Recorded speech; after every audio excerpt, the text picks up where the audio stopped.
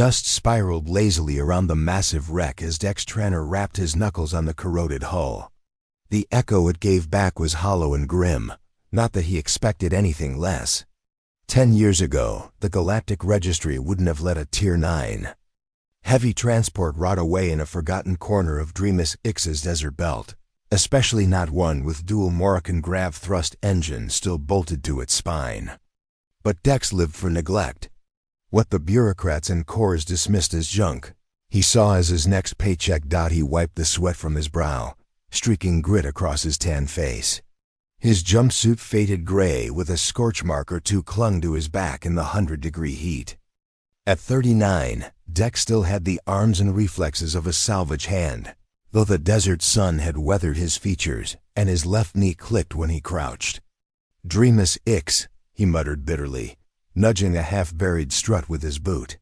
A land of fortune and second chances. Yeah, right. He chuckled dryly and kicked a pebble into the cracked hull. Before him sat a mountain of metal tilted awkwardly in the sand, like it had crash-landed sideways and then been half-consumed by time. Even under rust and scorched plating, he could make out the identification etched into one of the engine nacelles, 9087V. The thing must have slammed down decades ago. Singe marks flared out along its left side, maybe from a reactor leak, maybe worse. Nobody knew for sure. The locals had a nickname for this place, the Sleepwalker. According to the barkeep, who sold Dex the coordinates, the ship had materialized during a dust storm 24 years ago. No warning, no flare, no black box, no one claimed it. The folks who lived nearby swore it moved, sometimes shifted in the sand when no one was looking. Others said they saw blinking lights from the bridge, or heard voices echoing from within on windless nights. And like all cursed things, it was left alone, except by Dex. He'd blown his last stack of creds, bribing a half-blind prospector for the exact nav marks. Rumor said it was a Varga 980 hauler, a relic now, but worth a king's ransom in salvaged parts. Dex squinted at the wreck and pulled his multi-scanner from a pouch on his belt. A green blink confirmed no radiation, no toxins. At least something's going right today, he grumbled, and stepped toward what looked like a half-sunken maintenance port. Sand had buried most of it, but the edge of a latch peeked out. The override was rusted shut. Dex planted a boot and yanked hard with a crowbar until the mechanism screeched and gave way. A stale rush of air hissed outward, hitting his face like a cold hospital corridor. Not mildew, not mold, antiseptic, too clean. Weird, he muttered. Headlamp on, he crouched and crawled inside. The corridors inside were intact, strangely so. Weak red emergency lights flickered above him, casting trembling shadows across the walls. His footsteps echoed as he moved deeper, sand crunching under his boots. "Hello?" he called out, just in case. "Your friendly salvager here, not a pirate, just broke." Silence answered him.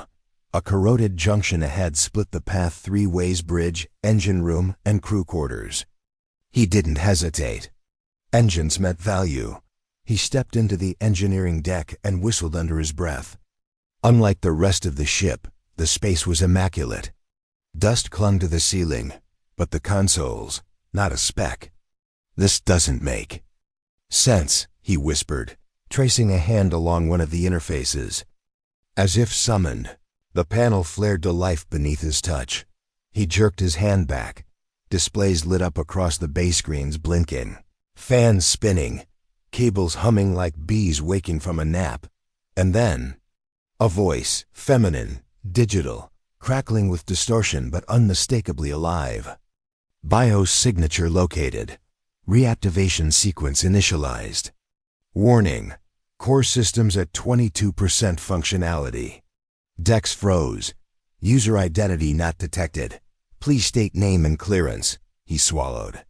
Dex Tranner, freelance tech. No clearance.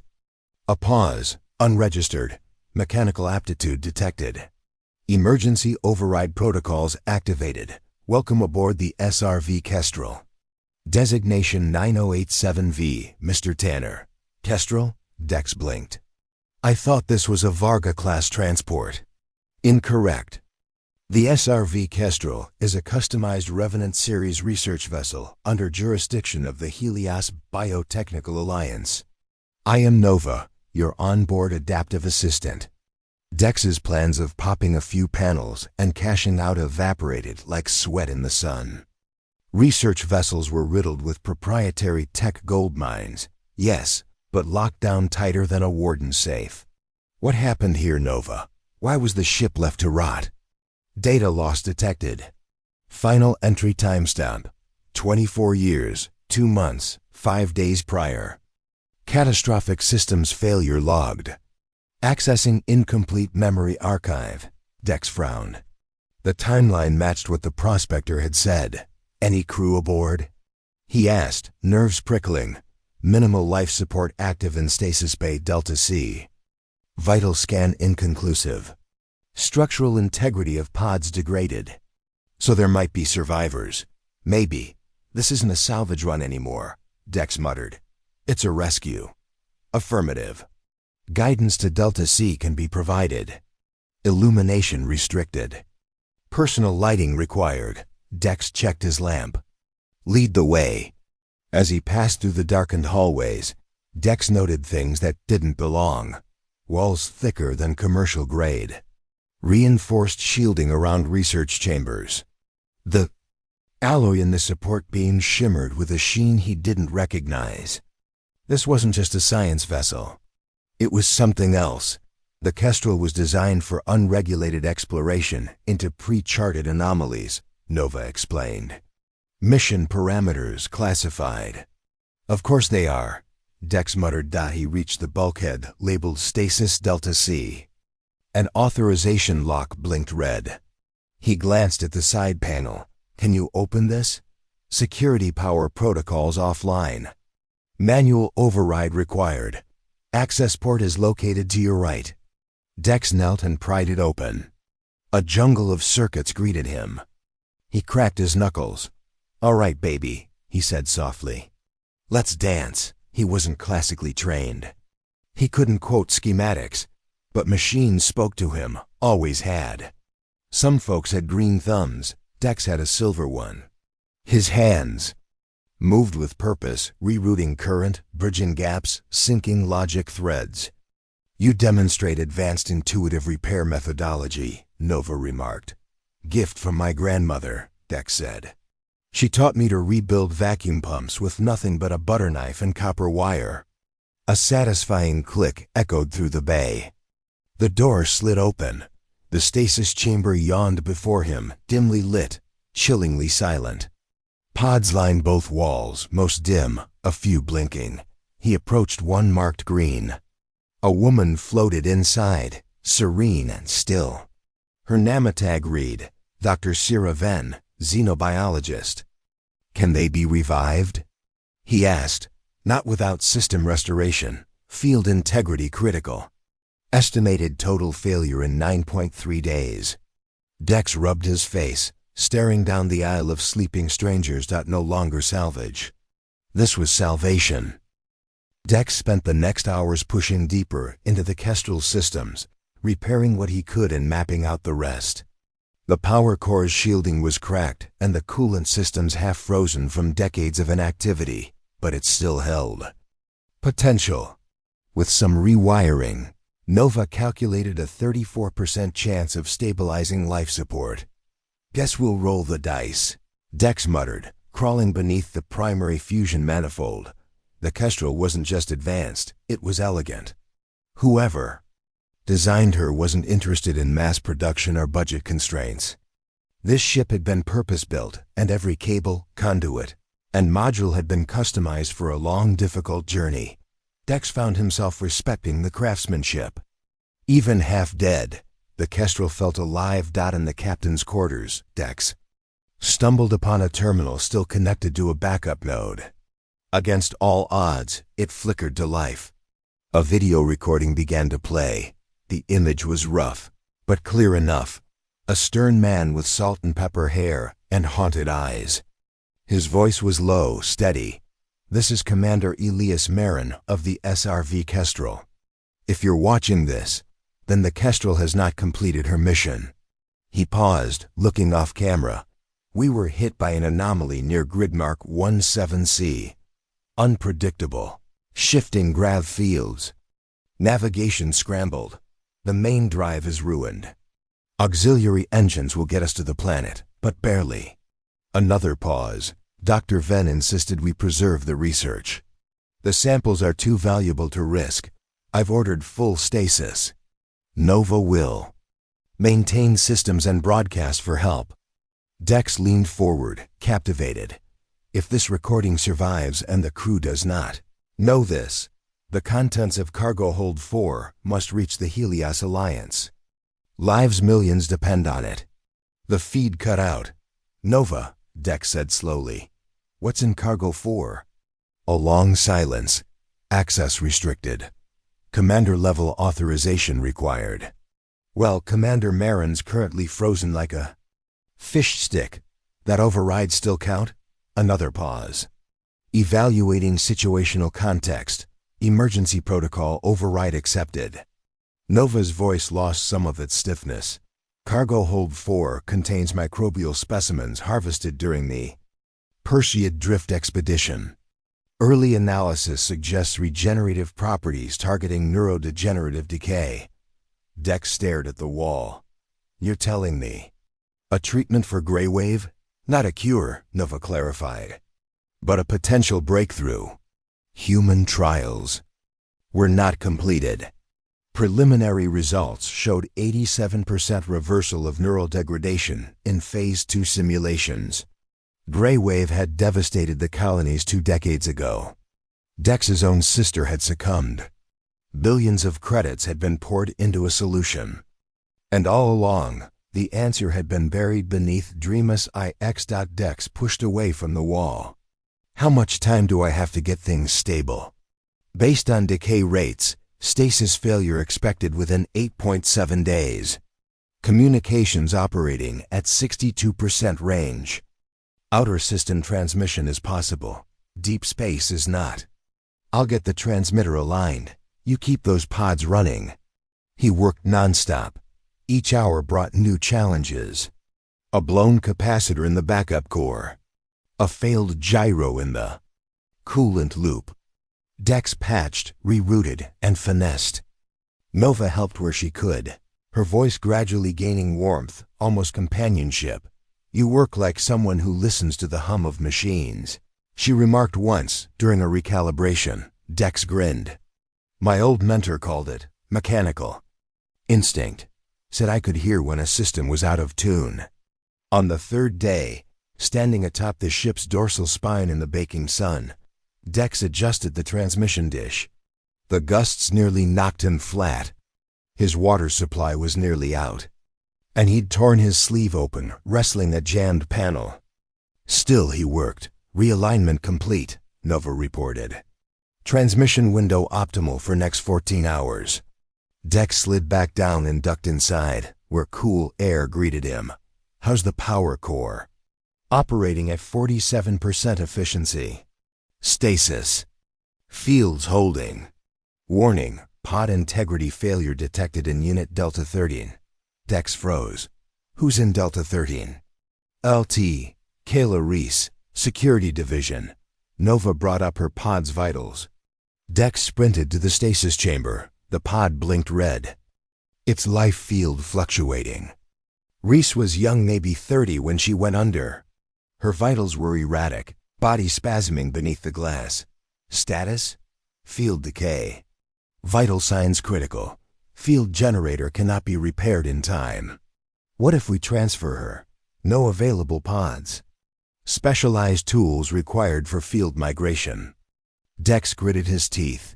Then wake her up, now. Emergency revival carries high risk. Better than dying in a sealed box. Nova initiated the sequence. The stasis field hissed, retracting in uneven pulses. Kayla Reese stirred her chest. Rising and falling. Then a convulsion. Her eyes fluttered open in panic. Stimulant, Nova barked. Medical kit left panel. Dex scrambled for the injector, loading the stimulant into the pod's side port. It pulsed through her veins. Kala's eyes went wide, her body arching before she collapsed backward, gasping. Dex popped the pod seal and caught her before she could hit the floor. "Easy," he said softly. "You're safe, sort of." Where's the captain?" she rasped. "What happened?" Dex eased her upright. "You've been in stasis for 24 years. The Kestrel crash-landed. Everyone else is still under." Her face drained of color. 24? "Nova kept you all alive, mostly. Stasis units are failing. I've been repairing everything I can." Kala Reese tried to stand. Her legs buckled, and Dex steadied her. "The research," she whispered. "Is it still intact?" "It is. That's why I'm here. You're the first person I've seen who's breathing." Hours later, Dex showed her what he'd done: the relay stabilizations, the core realignment, the partial system revivals. She nodded, impressed. "You're not just a mechanic, you're a one-man engineering corps," he shrugged. "Couldn't exactly wait for backup." Kala walked stiffly beside him, her training helping her adjust. They shared a ration pack and the last of his clean water.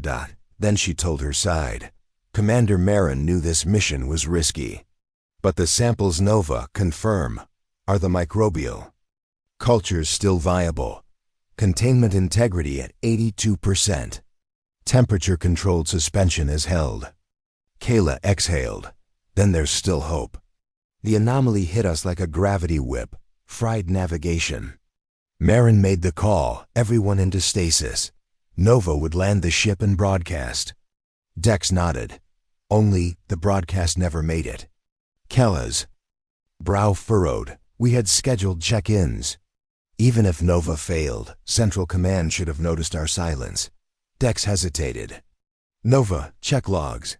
Any outgoing communication after the crash?"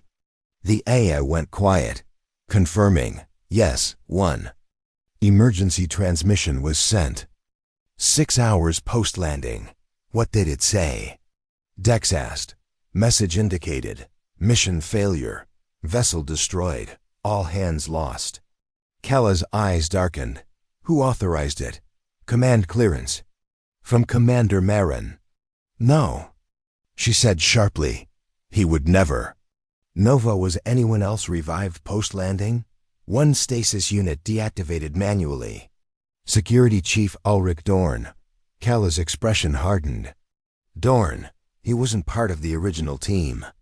He was added by Helios Command last minute. I never trusted him." Dex felt a chill. "Nova, was Cargo 4 accessed after landing?"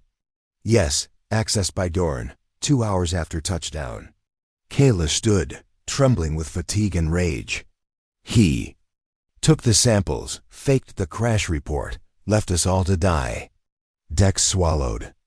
"That's why no one came." Kala's voice dropped. He knew what that research was worth. Not just lives, power, money, leverage. The silence that followed was heavy. Then the comms lit up. "Incoming signal detected," Nova announced. "Pangalactic Security Vessel ID, Sentinel." Dex and Kala rushed to the bridge. The bridge screen flickered as the signal resolved. A man in a dark blue uniform appeared, his features square and weathered, eyes sharp beneath a military cap. "This is Commander Silas Greer of the security vessel Sentinel. We've received your emergency broadcast. Identify yourselves and state the nature of your situation." Dex stepped into frame, Kala leaning slightly against the console beside him. "Dex Tranner," he began. "Independent mechanic. I discovered the SRV Kestrel. While salvaging, there are survivors still in stasis. This is Lieutenant Kala Reese, security officer aboard the Kestrel." Commander Greer's brows rose slightly. "That name's not unknown. The Kestrel vanished 24 years ago during the Perseid mission. Everyone aboard was presumed dead." "Not dead," Kala said. "Forgotten. But we're still here. And so is the research." Greer leaned forward. "Research?" Dex nodded. The microbial cultures from the Perseid drift. Nova, the ship's has maintained containment, but systems are failing. We need evac for the crew and cargo ASAP. Greer was quiet for a beat. You realize what you're claiming? That the lost samples from the drift expedition are still intact? They are, Nova confirmed, her voice now clear and confident. This data is consistent with mission parameters and logged findings. Greer exhaled. Understood. We're 6 hours out. Prepare for evacuation. Sentinel out. As the screen blinked dark, Dex let out a slow breath. We did it. Not yet, Kayla said. There's still work to finish before the crew can be moved safely. They spent the next hours prepping stasis units for transfer, tagging research crates for isolation, and sealing off damaged sectors. Dex watched Kayla work, still unsteady, still pale, but with the unrelenting drive of someone with purpose again. You saved us, she said as they paused to drink recycled water in the medbay. If you hadn't found the Kestrel. Dex shrugged, wiping grime from his face. Just fixing things. You did more than that. You didn't just repair systems, you reignited the mission. He said nothing, unsure how to respond to praise he'd never wanted. I read your repairs, Kayla continued. That core realignment? The old chief engineer would have written a paper on it. You've got something more than talent. Dex didn't answer right away. My sister died from Greywave, he said finally. 15 years ago. We couldn't afford the treatment trials. They said they were making progress, but it never came. Kayla reached out, laying a hand on his arm. Maybe now it finally will. Later, in the crew commons, Dex accessed the Kestrel's decrypted logs, combing through fragments Nova had reconstructed. Nova, he asked, why did the system allow Dorn to access the comms and send that fake transmission? Security override protocols were in place. Chief Dorn carried Level 5 clearance inserted via external command node before launch. Authorization code origin, Helios Biotechnical Directorate. Kella's jaw clenched. They set this up. They put Dorn on board to ensure control of the samples. When the anomaly hit and Marin initiated stasis, Dorn saw an opportunity. Fake the ship's destruction, steal the cure, and vanish. And discourage anyone from ever finding this place, Dex added. Make it a ghost story. They returned to the bridge just as the Sentinel appeared in the upper atmosphere, sleek, black, and beautiful. Nova filled the displays with telemetry. Docking zone estimated arrival in T-4 minutes. Outside, the sun had started to sink.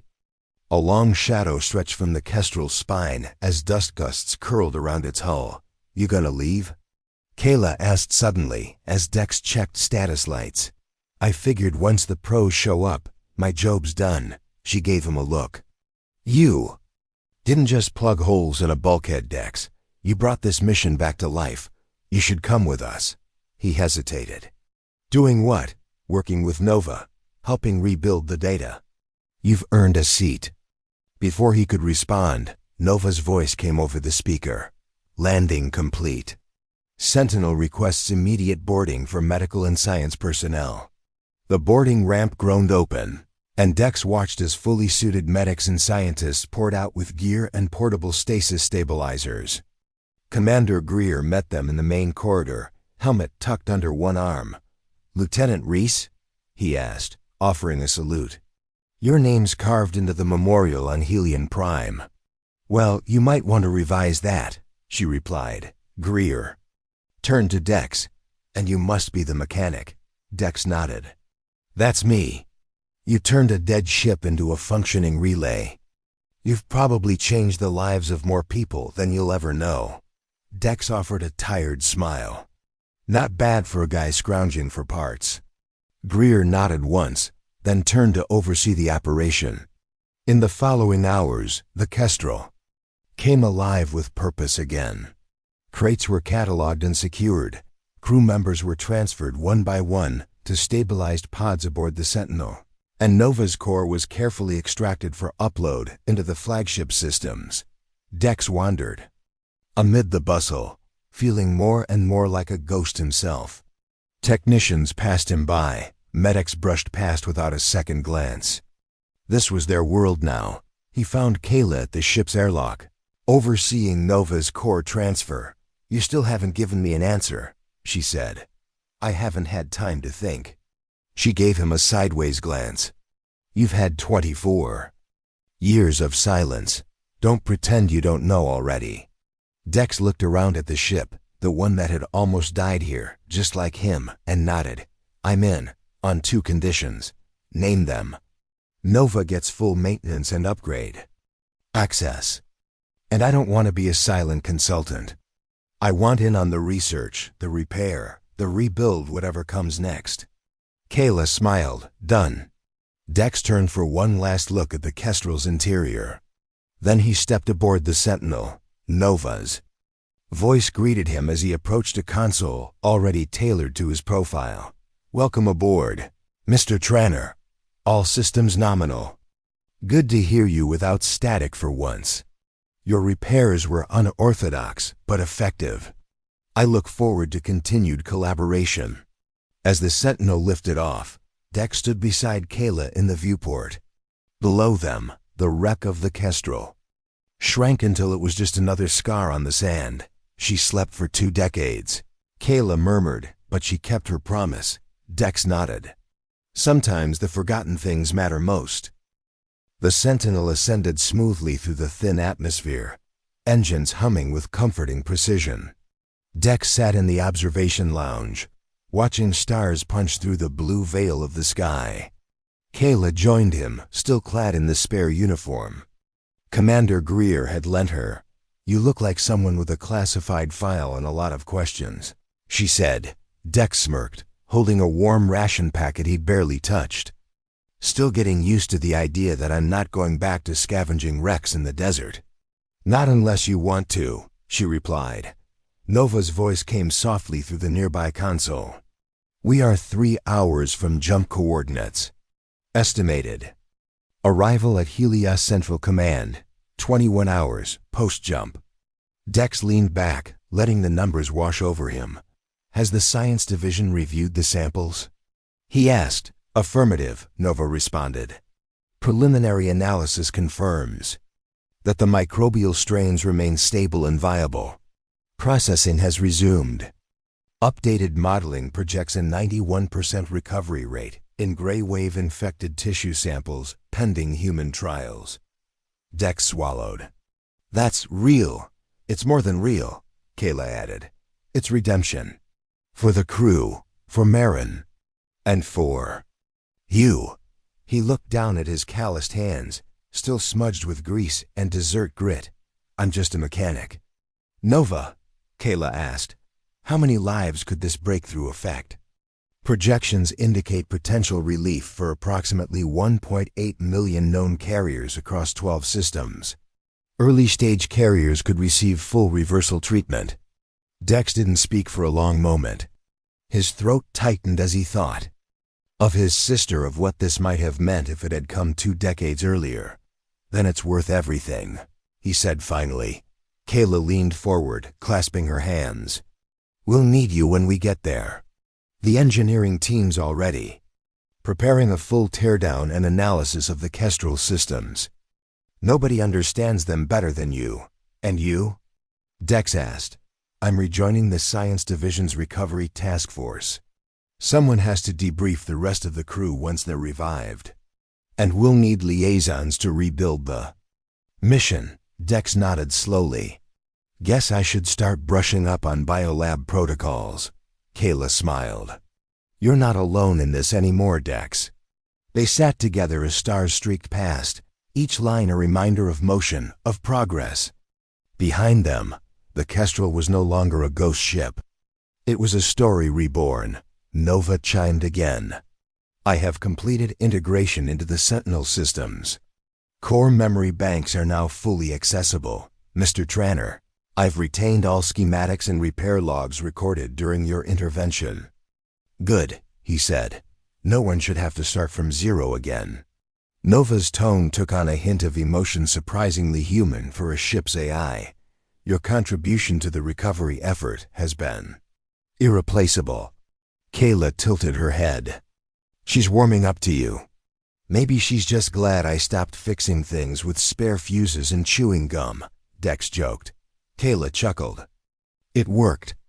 The next morning, Dex stood on the command deck, watching as the Sentinel approached Helios Central. Command an enormous orbital station resembling a spiraled tree stretching between moons, its silver latticework gleaming under. System light. Science vessels and patrol ships formed orderly lines in the distance, their transponders pinging like heartbeat monitors. Below, the blue curve of Helios 4 shimmered like a promise. Hard to believe no one ever came looking. Dex said quietly. Kella's smile faded. They did, but the report Dorn sent ended the search. Everyone believed it, even the families, even me. Dex's voice darkened. Nova, has Dorn been located? Not yet.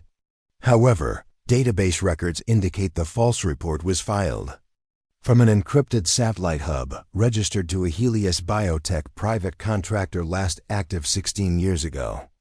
Kayla crossed her arms. He'll be hunted now. Commander Greer's already activated an intersystem warrant. And if he's alive? Dex asked. Kella's voice turned cold. Then he'll answer for what he did. For every name carved on a memorial who isn't dead. Within hours of docking, Dex and Kayla were escorted to a debrief chamber, a sleek, windowless room with hollow panels lining the walls. Medical officers administered scans, while intelligence agents recorded testimony. The lead science officer, tall woman named Dr. Thelen, met with Dex personally. You're the mechanic who got the Kestrel breathing again. That's me, Dex said. We've reviewed Nova's logs. Frankly, it's extraordinary. Your modifications were unorthodox. Dex raised an eyebrow. That's a nice way of saying, not by the book. Exactly, she agreed. And exactly what we need. Kayla entered behind them, walking stronger now, though still favoring her left leg. We'd like to offer you a position on the recovery team, Thelen said. Permanent. With Nova's assistance, you'll help us reconstruct the data, reanimate crew members, and continue the research mission. Dex glanced at Kayla, who gave him a quiet nod. I'm in, he said. On the same conditions, Thelen blinked. Conditions? Nova gets proper maintenance, full system integration. No AI lobotomies. Thelen smiled faintly. Agreed, the science division owes her everything, and you. By the end of the day, Dex had been given official clearance and station housing. He unpacked exactly one bag of half-empty toolkit, a ration bar, and the cracked visor he'd worn for 10 straight hours atop the Kestrel's transmission array. The terminal in his room chirped. Incoming message. He tapped it. Nova's voice greeted him. Mr. Tranner, I've installed myself into the station's secondary systems for oversight. Shall I begin calibration protocols? Dex leaned back in the chair. Yeah, let's rebuild. A legend. As he worked late into the night reviewing schematics, adjusting the code left behind by Marin's original team, he found himself smiling.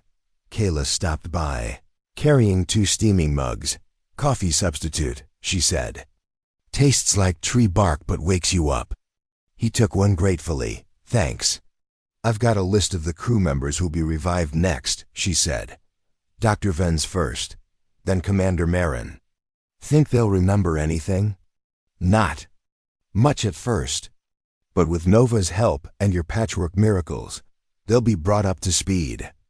Dex stared at the glowing monitor, which displayed crew names and status updates, names that would soon breathe again. This ship changed everything. He murmured. Kala reached for his hand, her fingers curling gently around his. No. She corrected. You did.